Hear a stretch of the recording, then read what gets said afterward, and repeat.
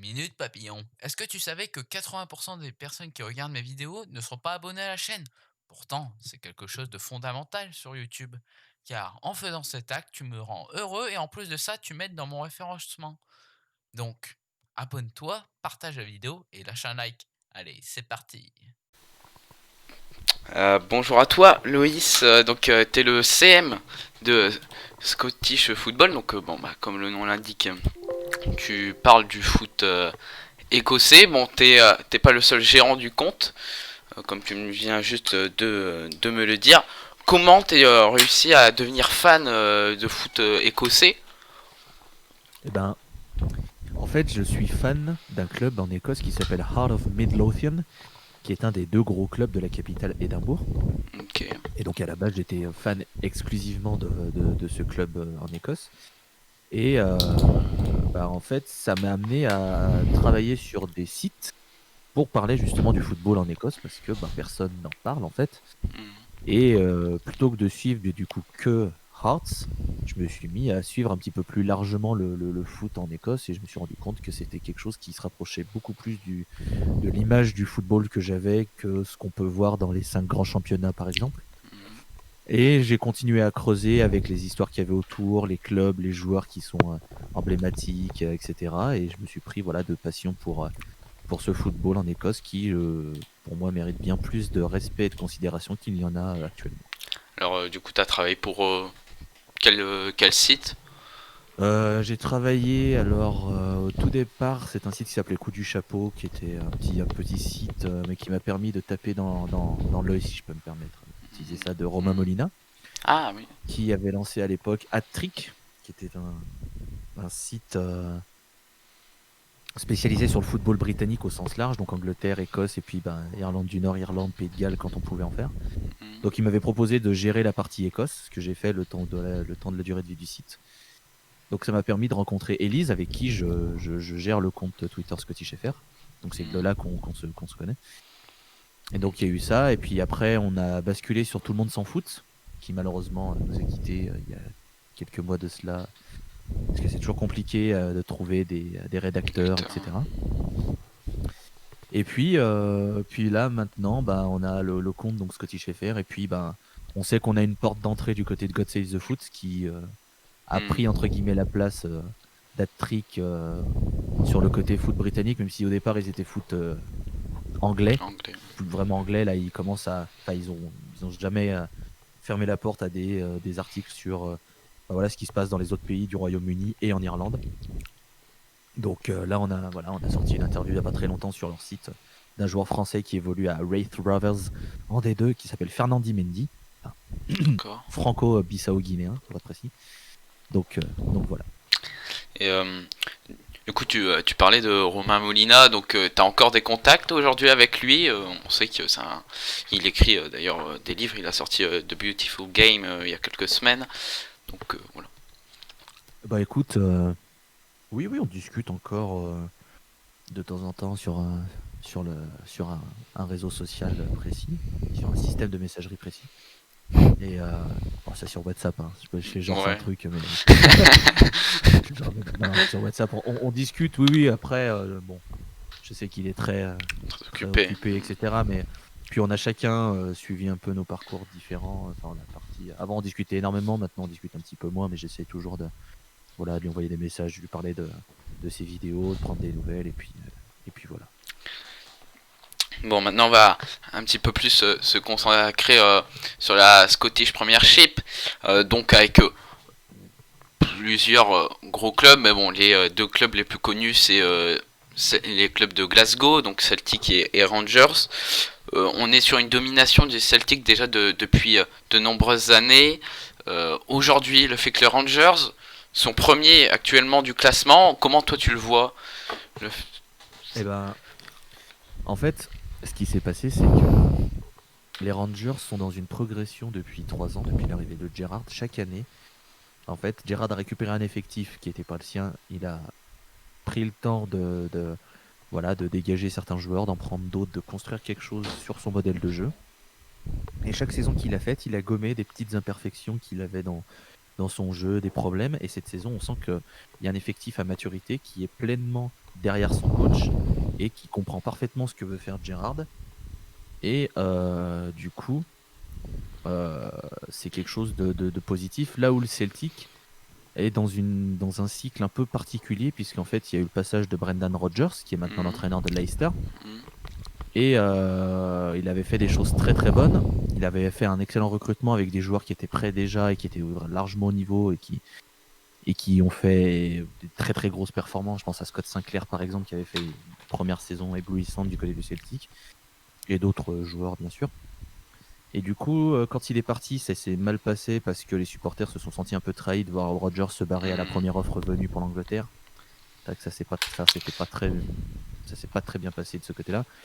Et, Neil Lennon, qui est une légende, je pense que les supporters étaient très contents de le voir faire l'intérim, c'est-à-dire bah voilà, finir la saison. Et je pense que personne n'envisageait que Neil Lennon reste. Et il est resté. La saison passée, ça s'est plutôt bien passé, mais là cette saison, on sent qu'il voilà, ça ne marche plus. On sent qu'il est arrivé à une sorte de bout de cycle. Le recrutement s'est pas très bien passé cet été en plus. Les joueurs sous-performent et ça crée des trous dans l'effectif, notamment au poste de gardien de but où Vasilis Barkas ne réussit pas du tout à convaincre, malgré le prix qui a été payé par le Celtic. Donc voilà, il y a le Celtic, tout n'est pas tout blanc. Là où les Rangers, c'est dans un rythme de croisière, mais sans aucun problème. Au moment où on enregistre, Mhm. euh, on a, euh, on a des Rangers qui sont invaincus, toutes compétitions confondues. C'est-à-dire qu'ils voilà, en Europa On League, en dans les panique. coupes nationales, enfin les coupes nationales ne se sont pas jouées, mais en championnat et en Europa League, ils n'ont pas perdu un match, ce qui est quand même plutôt honorable, sachant qu'en Écosse, au moment où on enregistre, il y a eu 16 journées de jouer, et en Europa League, ils ont passé 2 ou 3 tours, j'ai un doute, je suis désolé, et ils sont finis premiers de leur poule avec le Standard Liège, Benfica Lisbonne et le Ler Poznan. Donc une poule abordable, mais quand même avec des matchs pièges, hein. Benfica, Mhm. Liège, ça peut vite tourner au vinaigre. Donc l'effectif a l'air bien construit, ils ont la chance de ne pas avoir trop de blessés, tout a l'air de bien se passer. Il y a pas d'embrouille extra-sportive comme il y a pu avoir au Celtic avec Boli Bolingoli qui en début de saison avait brisé les règles du Covid et s'était justement mis en risque, et ça avait fait un tollé, ce qui fait que le Celtic l'a vite dégagé en prêt très très loin en Turquie puisqu'il est à Başakşehir. Donc ouais, non, c'est voilà. Les Rangers, on est sur quelque chose qui coule tout seul, tandis que le Celtic, il y a des remous et c'est pas très très bien. Donc c'est pour ça que voilà, c'est compliqué pour le Celtic cette saison. Donc les Rangers, hein, donc entraînés par Steven Gerrard, comme tu l'as dit. Euh, dans son effectif, il a beaucoup de joueurs qui viennent de Première Ligue. Il a eu aussi, plus la saison dernière, des joueurs qui se sont formés à Liverpool, dans Mhm. l'idée de encore jouer avec des joueurs qu'il connaît, hein, qu'il a entraîné à l'académie U23, juste avant qu'il prenne le poste aux Rangers. Comment tu peux vraiment définir la patte Steven Gerrard aux Glasgow Rangers? J'ai lu notamment dans le Liverpool Echo où vraiment il est, il est son jeu est quand même pas mal offensif comparé à son rôle normalement sur le terrain quand il était joueur, même si c'était quand même un milieu qui envoyait. Mais voilà. Tout à fait. Mais en fait, là où Gerrard il a construit son effectif, il est arrivé dans un groupe où il a vu qu'il avait des latéraux qui étaient excellents. À gauche, il a Borna Barizic, latéral croate qui a une qualité de centre incroyable. Et de l'autre, il a James Tavernier, qui est au club depuis un moment, qui est le capitaine. Et il a vu qu'il avait des latéraux qui étaient capables d'apporter offensivement. Donc il en a fait un peu la clé de voûte de son système offensif, c'est-à-dire que on va essayer de construire avec les latéraux qui vont être présents avec les joueurs d'aile. Donc c'est pour ça qu'il a aussi recruté des excellents ailiers pour pouvoir combiner avec.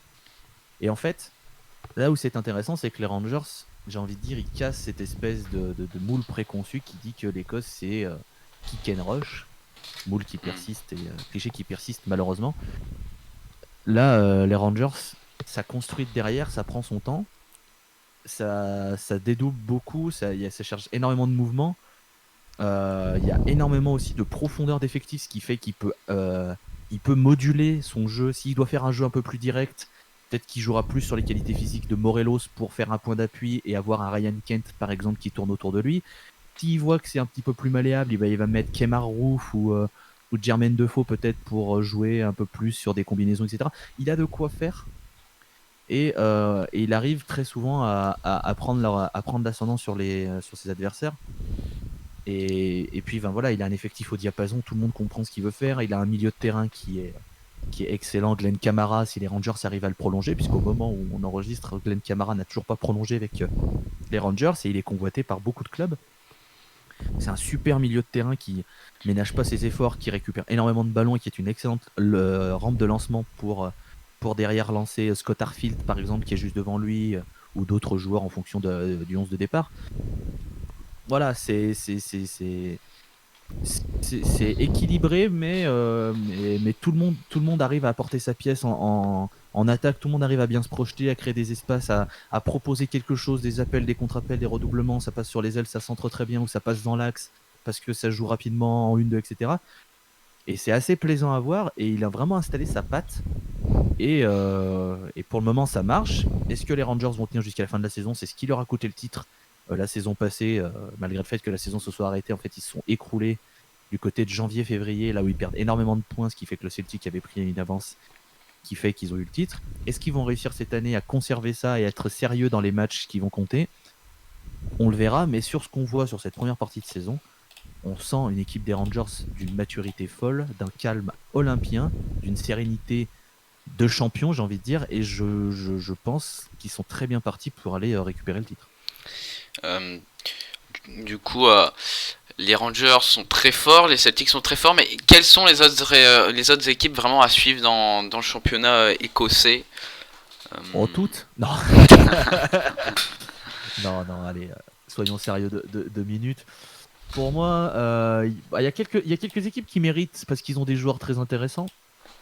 Premièrement, Aberdeen, moi j'aime, c'est une équipe qui depuis des années est soi-disant dans un faux cycle, mais ils arrivent toujours à avoir un bon recrutement. Ils ont un président qui a des liens avec les États-Unis, donc ils arrivent à s'exporter et avoir une espèce de portée internationale un peu plus, puisqu'ils ont un lien avec Atlanta United qui est en MLS. Ils ont des très bons joueurs, ils ont réussi à récupérer Ross McCrory, qui est un milieu de terrain des Rangers, que les Rangers ont prêté avec une option d'achat qui a déjà été levée par Aberdeen, donc c'est-à-dire que la saison prochaine, le joueur sera définitivement à Aberdeen. C'est un excellent jeune milieu de terrain qui est en train de faire une très belle saison. On a Hibernian qui est un des deux clubs donc majeurs d'Édimbourg en première division. Enfin, c'est le seul club en première division puisqu'il y a c'est en D2. Hibernian, voilà, c'est un club qui est pour le moment à 2 points du Celtic, mais le Celtic a 2 matchs en retard, mais c'est un effectif avec Jack Ross en tant qu'entraîneur qui fait du bon boulot, même si c'est un petit peu fluctuant, mais voilà, ils ont Ryan Porteous qui est censé représenter le futur en défense centrale pour l'Écosse, par exemple. Ils ont Kevin Nisbet qu'ils ont récupéré à Dunfermline qui fait du très bon boulot et qui est aussi jeune, donc il peut encore un peu progresser. Ils ont Martin Boyle qui fait du très très bon boulot sur son aile, donc ils ont un bel effectif. Et puis après, bon, je pourrais faire tous les clubs, mais on va se calmer. On va parler de Motherwell parce que Motherwell, ils arrivent à sortir de très bons jeunes. Ils ont sorti par exemple David Turnbull qui a marqué avec le Celtic contre Lille. Il vient de Motherwell. Et là, alors, je préfère juste chercher son nom. Je ne veux pas. Il y a le milieu de terrain, il me semble, non? Oui, Turnbull milieu de terrain, mais c'est un autre qui évolue à Motherwell. C'est Alan Campbell, qui a 22 ans, qui est formé à Motherwell, qui est en train de faire un très très bon début de saison et qui a monté en puissance depuis qu'il est incorporé chez les pros. Et ça fait partie, voilà, Motherwell réussit à sortir des jeunes. Et voilà, ils arrivent toujours à avoir des pépites qu'ils arrivent à faire grandir et qui après partent dans d'autres clubs parce que Motherwell n'a pas voilà, ce pouvoir d'attraction qu'ont les Rangers, le Celtic ou même l'Angleterre. Mais voilà, il faut toujours suivre un œil, avoir un œil sur Motherwell et puis voilà. Bah, du coup, on va enchaîner. Hein. Tu parlais que cette force d'attraction du Celtic, Rangers et de l'Angleterre. On va parler du coup du Brexit, les règles annoncé avec cette limitation d'étrangers. Donc forcément, bon, moi je regarde plus le foot anglais, donc bon, je suis pas trop l'Écosse, mais du coup les clubs anglais vont être beaucoup plus intéressés par les joueurs qui viennent d'Écosse, donc c'est aussi dangereux pour la qualité du championnat. Alors, c'est dangereux. J'ai envie de dire oui et non. Parce qu'en fait, là, l'Écosse, ils vont être dans une espèce de situation de force, dans le sens où ils vont pouvoir dire au club anglais, ok, vous voulez notre joueur, et bah ça va être tant. Et ils vont pouvoir Hmm. augmenter le prix dans le sens où bah, c'est soit tu viens récupérer notre joueur parce que bah voilà, t'as envie et du coup ça, soit tu vas aller chercher qui? Parce que il va falloir choisir, il va falloir prendre pardon, un joueur qui a soit un nombre de sélections dans sa sélection internationale, soit qui joue dans un championnat avec un coefficient qui permet que. Donc ça va restreindre. Ou alors soit il faut prendre des joueurs britanniques et là il n'y a pas du tout de restriction. Donc ce qui fait que forcément, des très bons joueurs britanniques, ça va devenir une denrée rare et les joueurs écossais vont pouvoir dire ah bah ouais, mais il va falloir payer le prix maintenant parce que vous pouvez plus vous permettre de dire on squeeze des Écossais et puis on va aller chercher, je sais pas, un joueur qui joue au PSV Eindhoven mais qui est pas international encore, mais tu vois, il Hmm. va falloir les Écossais vont pouvoir jouer là-dessus. Après, c'est sûr qu'il y a un risque, c'est que l'Angleterre, qui a quand même de grosses mannes financières, pille l'Écosse, mais l'Écosse a toujours su former de très bons joueurs et a toujours su récupérer des joueurs des divisions, enfin, des divisions inférieures anglaises, par exemple, et soit les lancer tout court, soit les relancer. Donc, peut-être est-ce que l'argent que l'Angleterre va mettre en Écosse va peut-être permettre à certains clubs de développer les infrastructures et bah voilà, de continuer à jouer sur la formation et de former des joueurs qui vont peut-être permettre aussi d'être le futur de la sélection. J'ai pas envie de le voir, le Brexit, forcément comme quelque chose de 100% négatif. C'est sûr que ce sera un coup dur, ça c'est sûr et certain. Mais je pense qu'il peut y avoir des trucs positifs dans cette situation qui pourraient profiter à l'Écosse si c'est bien géré. Toujours des si qui malheureusement, au moment où on parle, ne sont pas réglés. Donc ouais, c'est sûr que ça peut aussi améliorer la sélection, car les joueurs écossais vont plus facilement jouer peut-être en Angleterre, donc leur niveau augmenté. Peut-être aussi que du coup la Scottish Premiership va se mettre un peu en position de Ligue 1, c'est-à-dire de former le joueur et essayer de le revendre aux pays anglais pour que les pays anglais payent, enfin font un gros chèque quoi.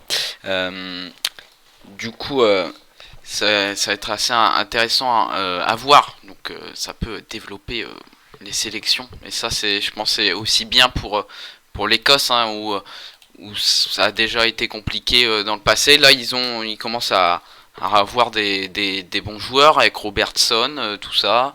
C'est La sélection, la sélection, elle a gagné par déjà l'arrivée d'un homme qui est Steve Clark, qui était l'entraîneur de Kilmarnock. Il a fait d'ailleurs un excellent boulot avec Kilmarnock en Écosse. Donc c'est ce qui fait qu'il a tapé en l'œil de la sélection qui était dans une période de creux abyssal. Il a réussi à donner confiance et à donner l'envie aux joueurs de représenter l'Écosse et de dire il faut être fier de notre pays, il faut tout donner pour notre pays. Et on l'a vu lors des matchs de Nations League qui a envoyé l'Écosse à l'Euro. On a vu un groupe, un vrai groupe. Et il y a quelque chose aussi, c'est que ça fait quelques années que les clubs misent beaucoup sur la formation, puisque bah, y a moins d'argent, donc tu es bien forcément obligé d'avoir des joueurs de qualité à moindre frais. Donc le mieux, c'est d'avoir un centre de formation qui carbure. Et ça fait quelques années qu'on voit les sélections écossaises avoir une très bonne mine. Alors, c'est pas encore le niveau de la France ou bien sûr. d'autres sélections, mais ça grandit énormément. Et il y a des joueurs qui tapent à la porte, et de plus en plus, les Écossais s'exportent. Il y a eu, pour ne citer que Liam Morrison, qui était au Celtic, qui est parti au Bayern. George Johnston, qui est un joueur écossais, qui est, si je dis pas de bêtises, il est à Feyenoord. Je ne sais plus s'il est prêté ou s'il est définitivement à Feyenoord, mais voilà, il est à Feyenoord. Il y a Lewis Fiorini, qui est à Manchester City, qui est prêté au NAC Breda. Il y a Aaron Hickey, qui était formé par Hearts, qui est à Bologne en Italie. Et il y a David Bates, qui était aux Rangers, qui est à Bruges maintenant, si je dis pas de conneries. Enfin bref, les jeunes Écossais arrivent à s'exporter de plus en plus parce que les gens se rendent compte que bah, ça forme bien en Écosse. Les joueurs ont un vrai potentiel, ont un vrai niveau. Et du coup, bah, les clubs se disent, ah, il y a quelque chose, ça peut nous permettre d'avoir des joueurs à développer. et peut-être après faire de la plus-value, parce qu'on sait très bien que les joueurs sont des marchandises et que le but des clubs, c'est de prendre des joueurs et de les revendre plus cher que ce qu'ils ont acheté, hein. Faut pas se mentir. Puis surtout l'exemple d'Andy Robertson à Liverpool, ça aussi je pense inspiré pas mal de clubs, puisque Robertson, qui est parti de Dundee United, autre très bon club formateur, qui est parti à Hull City, et Liverpool le récupère pour 8 millions, et maintenant Andy Robertson, on n'envisage pas de le voir partir à moins de 70 millions, voire 80 millions dans le football moderne, parce que c'est si ce n'est le meilleur latéral gauche actuellement. Donc je pense que ça a inspiré pas mal de clubs de se dire on va peut-être suivre les jeunes écossais, ça pourra nous permettre d'avoir peut-être le futur Robertson entre guillemets. Et du coup, t'as quelques noms d'écossais qui peuvent devenir de réelles pépites, de vrais cracks. Bah déjà Lewis Fiorini, qui je disais qui est à Manchester City et qui est prêté au NAC Breda, milieu qui peut à mon avis faire quelque chose de très très bien. Qu'est-ce que je peux sortir? Ewan Anderson, qui est au Celtic, j'aime beaucoup. Il a joué justement contre Lille, il est rentré en jeu. J'ai trouvé qu'il avait fait une très très bonne entrée en jeu. Donc pareil, c'est à suivre. Qu'est-ce qu'on a? On a Andy Irving à Hearts. J'aime beaucoup sa vision du jeu. Il a un côté, voilà, la passe qui va casser la ligne, le renversement, ce côté vraiment. Alors je fais une comparaison, mais c'est vraiment juste pour vous donner une idée. Mais ce côté un peu Iniesta dans l'idée de je regarde le jeu, je vois où est le jeu, je fais la bonne passe au bon moment. Kai Kennedy, aussi très bon ailier, qui est formé par les Rangers. Voilà, c'est très très bon. C'est des joueurs qui sont jeunes. Et là encore, je cite que quelques noms, mais je peux parler donc de Ross McCrory, comme je l'ai dit. Ryan Porteous en défense centrale. Robbie McCrory, le frère de Ross, en poste de gardien de but. Et je pourrais vous faire une liste qui dure, mais je pense que le but c'est pas de faire un podcast de 40 minutes sur quels sont les futurs jeunes. Bah, en vrai, ça peut être intéressant, mais bon, là on va. Oui, on va rester focus sur l'Écosse au sens large. Mais oui, je suis resté sur les moins de 20 ans, donc j'ai dit des joueurs qui ont 18, 19, 20, allez, 21. Mais dans les sélections de jeunes, plus jeunes, on se rend compte que bah voilà. Quand on regarde la sélection U19, il y a énormément de joueurs qui sont déjà en Angleterre. Donc, ça commence déjà à avoir des joueurs qui se font récupérer par des clubs anglais parce qu'ils sentent que bah voilà, ce sont des joueurs qui se font bien voir dans les tournois de jeunes et qui performent bien. Donc, on garde un œil et on va récupérer. Parce qu'en plus, les indemnités sont moins chères quand tu vas récupérer des clubs, des joueurs en Écosse que si tu vas récupérer dans d'autres pays, etc., etc. Donc ouais, je pense qu'il faut suivre l'Écosse pour le futur. Et l'Écosse a souvent été la terre des relances de joueurs, hein. Et même les clubs anglais aiment beaucoup prêter les joueurs en Écosse, au moins comme ça fait un vrai niveau pour les joueurs. Par exemple Madison de Leicester, hein, qui a été prêté à l'époque, je sais plus le club, mais en Écosse. Si je dis pas de bêtises, c'était à Aberdeen. Ah oui. James Madison. Je vérifie en même temps que je parle, Oui, mais bah. tout à fait, Aberdeen, j'avais bien raison. Donc oui, mais en fait, l'Écosse a cette chance d'être un championnat quand même avec une bonne compétition et des équipes solides. Donc ça peut permettre aux équipes anglaises de dire, bah en fait, on a quelqu'un qui est proche de percer. On va le faire tester. Soit en championship anglais parce que c'est quand même un niveau aussi relevé, soit on va en Écosse parce que il y a quand même un niveau assez intéressant, et puis surtout il y a quelque chose qui joue et qui peut faire pencher la balance du côté de l'Écosse, c'est que c'est un championnat qui peut te permettre de jouer rapidement l'Europe si tu tombes dans la bonne équipe, parce que il y a souvent 4 places. Bon, le Celtic et les Rangers sont les deux premières. T'as la troisième qui aussi permet d'aller en Europe, et souvent t'as la quatrième parce que il y a la coupe. Et très souvent, c'est le Celtic ou les Rangers qui gagnent la coupe, donc ça permet d'avoir de jouer au moins les tours préliminaires d'Europe. Et les joueurs, ils aiment bien jouer les tours préliminaires d'Europe. Ouais, c'est sûr. Donc ouais, c'est pour ça aussi que je pense il y a cette connexion Écosse-Angleterre. Là, je vais parler de Karamako Dembélé qui est prêté au Celtic. Bon, là, c'est vraiment sur le plan personnel, c'est un joueur que je suis depuis 2 ou 3 ans sur Football Manager. Mais quel est son niveau à Karamako Dembélé? On l'annonçait comme un grand crack à un moment. est-ce que ben au Celtic il me montre quelque chose comme quoi il va être un crack ou ben Compliqué de juger. Déjà parce que, pour être très honnête avec vous, je vais pas me fader les matchs U20 du Celtic. Je sais que Celtic France le fait. Et si jamais vous avez besoin d'infos beaucoup plus précises sur Dembélé, Karamoko Dembélé, n'hésitez pas à aller voir Celtic FR. Il vous fera un plaisir de parler plus en profondeur de Karamoko. Après, sur les quelques moments où on l'a vu dans le groupe pro, on sent qu'il a quelque chose, ce gamin. On sent qu'il a techniquement, on sent qu'il est à l'aise balle au pied. On sent qu'il est pas gêné, on sent qu'il se débrouille très bien. Après, il est très jeune. oui. Et, et, et je suis content de voir que le Celtic ne le grille pas dans le sens où ils le font pas jouer dans ce contexte actuel où c'est la crise, etc. Et je pense que c'est une bonne chose de le préserver de tout ça, de le laisser tranquille avec l'équipe de jeunes.